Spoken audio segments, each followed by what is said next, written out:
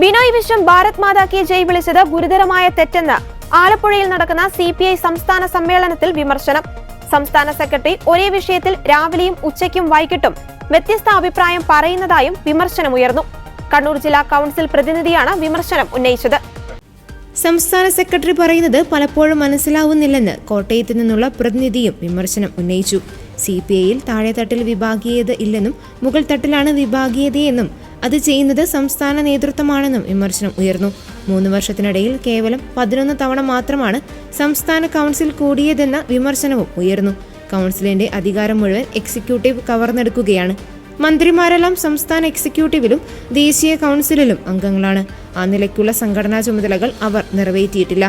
സംസ്ഥാന എക്സിക്യൂട്ടീവ് അംഗങ്ങളുടെ പ്രവർത്തനങ്ങൾ പരിശോധിക്കാൻ ബാധ്യതയുള്ള പാർട്ടി നേതൃത്വം അതിന് തയ്യാറായിട്ടില്ല എന്നും പ്രതിനിധികൾ വിമർശനമുയർത്തി. പാർട്ടി കമ്മിറ്റികൾ സമ്പൂർണ്ണ പരാജയമാണെന്നും പ്രതിനിധികൾ കുറ്റപ്പെടുത്തി. സമ്മേളന റിപ്പോർട്ടിനെതിരെയും പ്രതിനിധികളുടെ രൂക്ഷ വിമർശനം ഉയർന്നിരുന്നു. ആഭ്യന്തര വകുപ്പിനെ റിപ്പോർട്ടിൽ വെള്ളപൂശിയെന്ന് ചൂണ്ടിക്കാണിച്ചാണ് പ്രതിനിധികൾ വിമർശനം ഉന്നയിച്ചത്. റിപ്പോർട്ട് എഴുതിയത് ആരാണെന്നും പ്രതിനിധികൾ ചോദിച്ചു. ആഭ്യന്തര വകുപ്പ് സർക്കാരിന് കളങ്കമാണെന്നും പോലീസിനെ നിലയ്ക്ക് നിർത്താൻ ആകില്ലെന്നും പ്രതിനിധികൾ വിമർശിച്ചു. പോലീസ് സർക്കാരിന്റെ ശോഭ കെടുത്തുന്നുവെന്നും വിമർശനം ഉയർന്നു.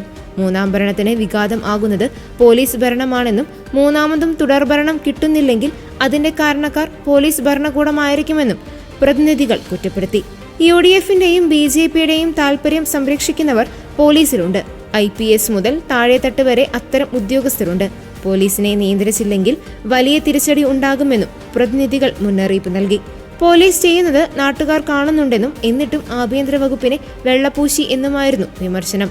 എന്തിനാണ് പോലീസിനെ ഇങ്ങനെ പിന്തുണയ്ക്കുന്നതെന്നും പ്രതിനിധികൾ ചോദിച്ചു.